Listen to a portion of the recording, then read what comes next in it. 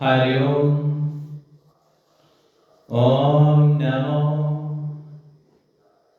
भगवते वासुदेवाय नमः। श्री कृष्ण परमात्मे नमः। श्री राधा कृष्णाय नमः। श्री मद्भागवत महापुराण प्रथम सर्गंध दूसरा अध्याय।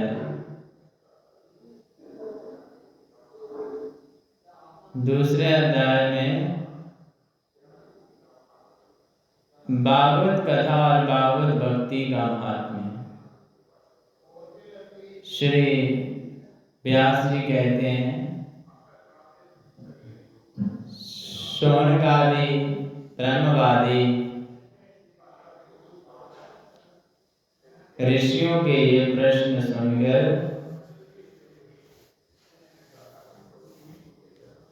रोमहर्षण के पुत्र उग्रश्रवा को बड़ा ही आनंद हुआ। उन्होंने ऋषियों के इस मंगलमय प्रश्न का अभिनंदन करके कहना आरंभ किया। सूत जी ने कहा, जिस समय शुकदेव जी का यज्ञोपवीत संस्कार भी नहीं हुआ था, सूतरा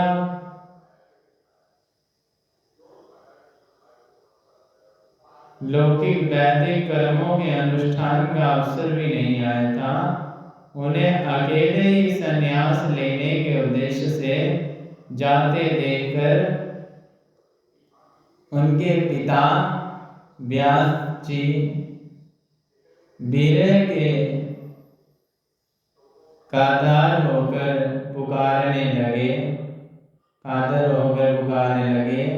बेटा बेटा। उस समय तन्मय होने के कारण शुकदेव जी की ओर से वृक्षों ने भी उत्तर दिया। ऐसा सबके हृदय में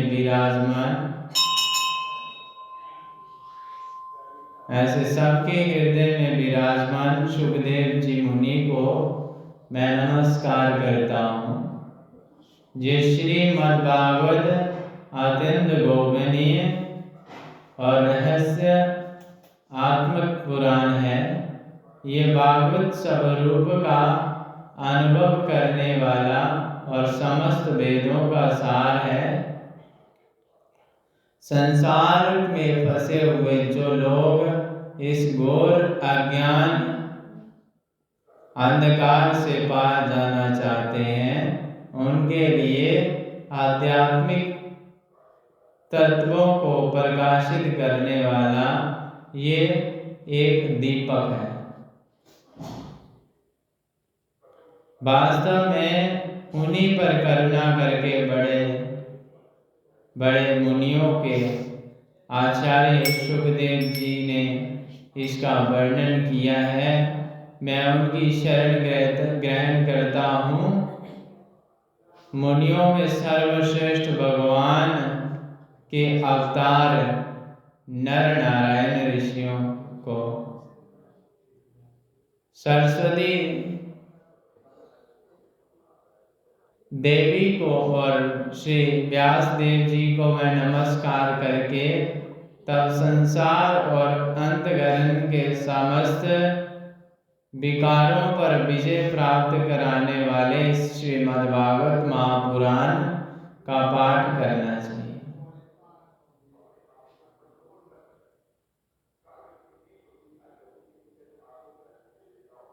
ऋषियों ने अपने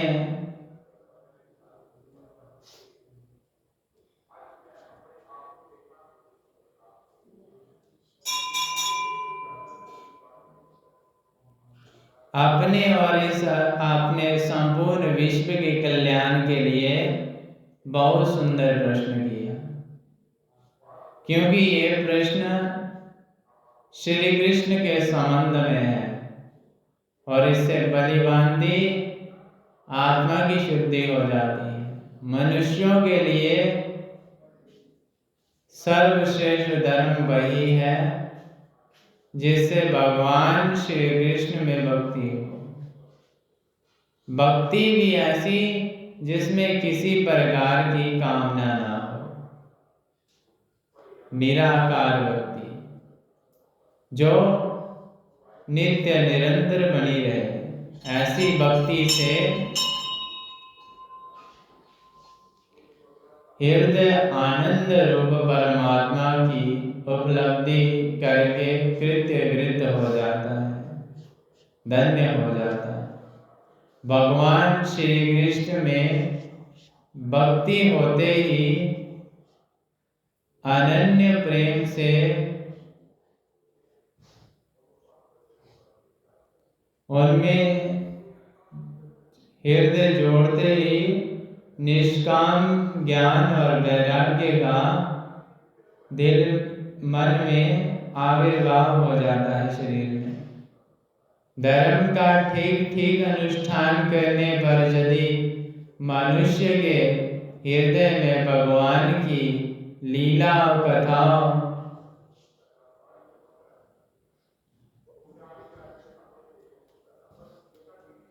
के प्रति अनुराग उदय ना हो तो वह निरा श्रम ही श्रम है। धर्म का फल है मोक्ष,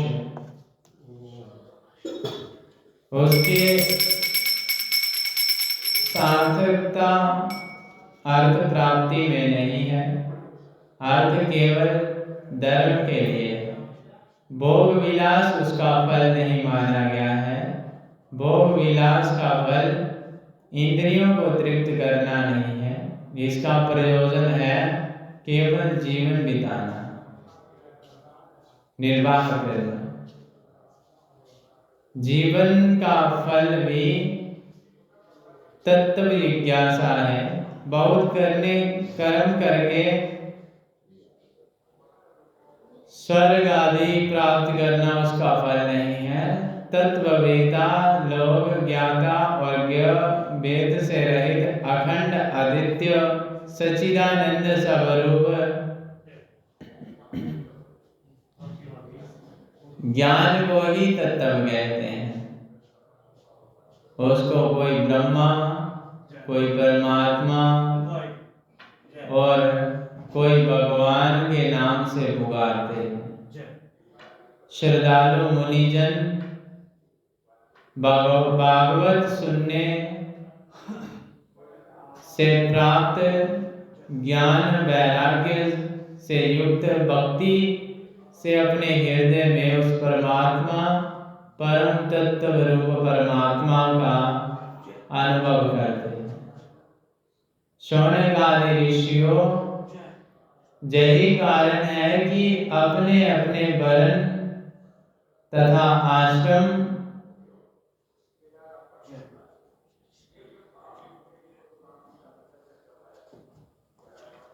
के अनुसार मनुष्य जो धर्म का अनुष्ठान करता है उसकी पूर्ण सिद्धि इसमें है कि भगवान प्रसन्न हो।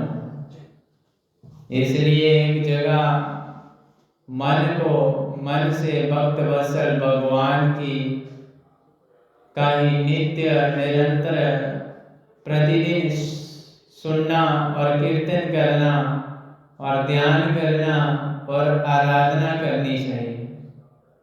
कर्मों की गांठ बड़ी कड़ी है, कठिन है और विचारवान पुरुष भगवान के चिंतन की तलवार से उस गांठ को काट डालते हैं।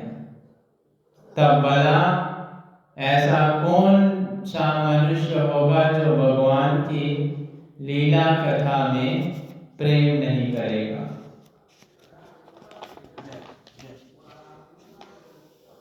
शौनक आदि ऋषियों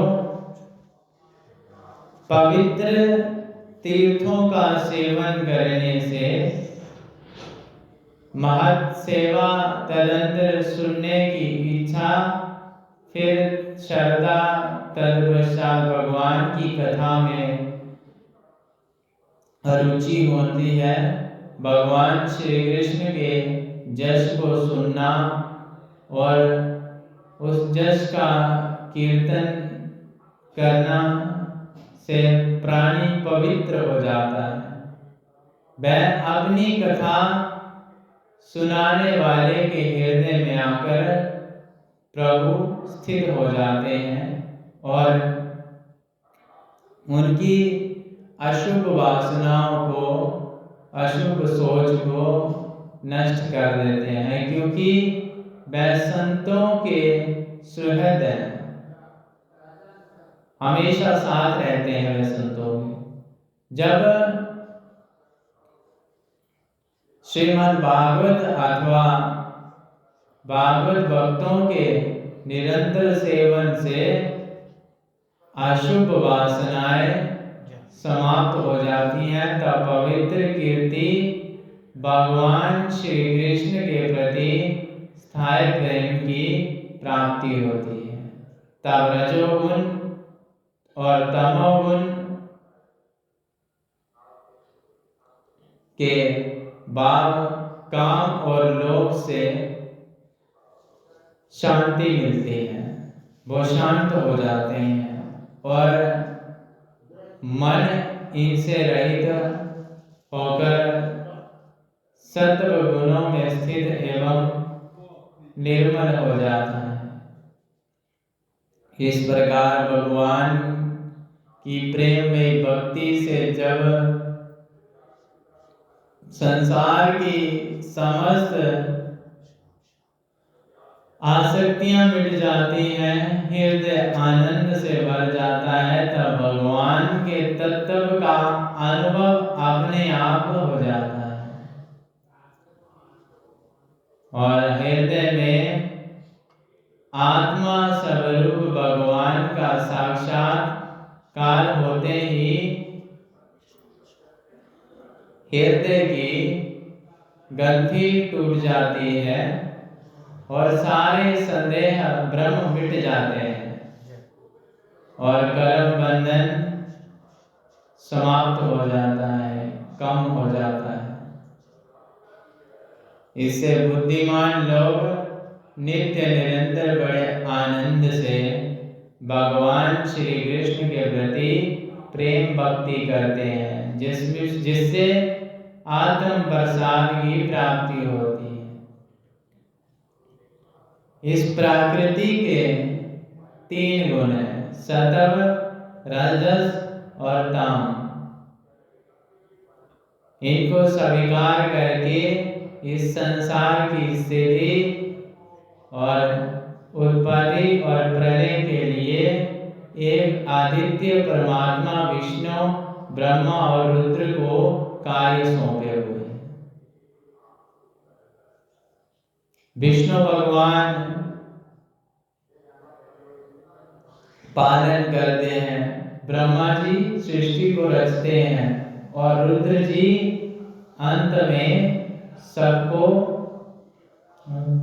कार्य के वश में कर देते हैं। ये 3 नाम ग्रहण करते हैं और फिर भी मनुष्यों का परम कल्याण तो सत्व गुण स्वीकार करने वाले श्री हरि से ही होता है। जैसे पृथ्वी के विकार लकड़ी की अपेक्षा धुआं श्रेष्ठ है और उससे भी श्रेष्ठ है अग्नि, क्योंकि वेदोक्त यज्ञ जाग आदि के द्वारा अग्नि सद्गति देने वाली है। और वैसे ही तमोगुण से रजोगुण श्रेष्ठ है, क्योंकि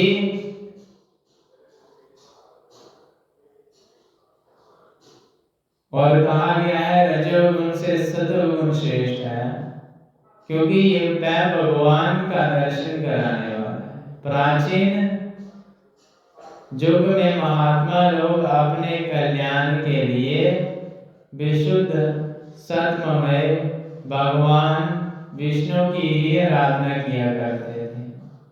अब भी लोग उनका अनुसरण करते हैं, वह उन्हीं के समान कल्याण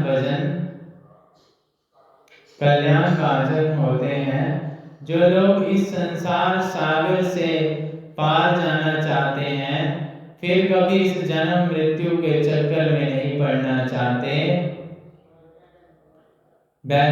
जब भी किसी की निंदा तो नहीं करते, ना किसी में दोष देखते हैं, और फिर भी घोर रूप वाले तमोगुणी, रजोगुणी और बैर वाली भूतपतियों की उपासना न करके सतगुणी विष्णु भगवान और उनके अंश कला स्वरूप का ही भजन करते हैं।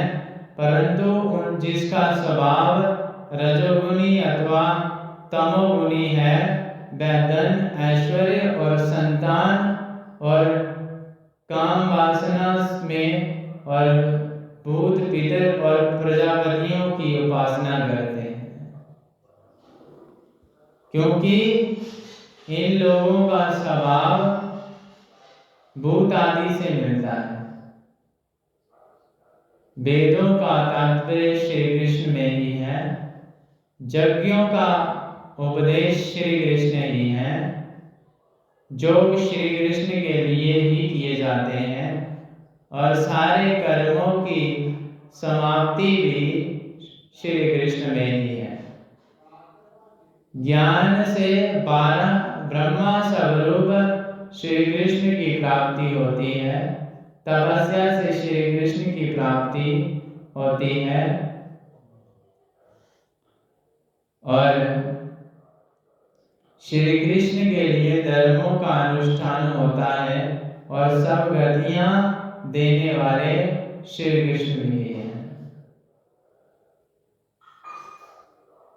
और अंत में हम श्री कृष्ण में ही समा जाते हैं। यद्यपि भगवान श्री कृष्ण प्रकृति और उसके गुणों से अतीत हैं, फिर भी अपनी गुणमयी माया से, जो प्रपंच की दृष्टि से और तत्व की दृष्टि से नहीं है, उन्होंने ही स्वर्ग आदि में इस संसार की रचना की थी।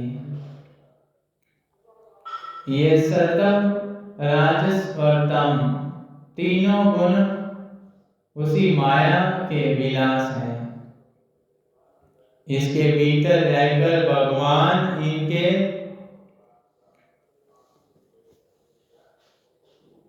जैसे मालूम होते हैं। वास्तव में तो परिपूर्ण विज्ञान आनंद धन है।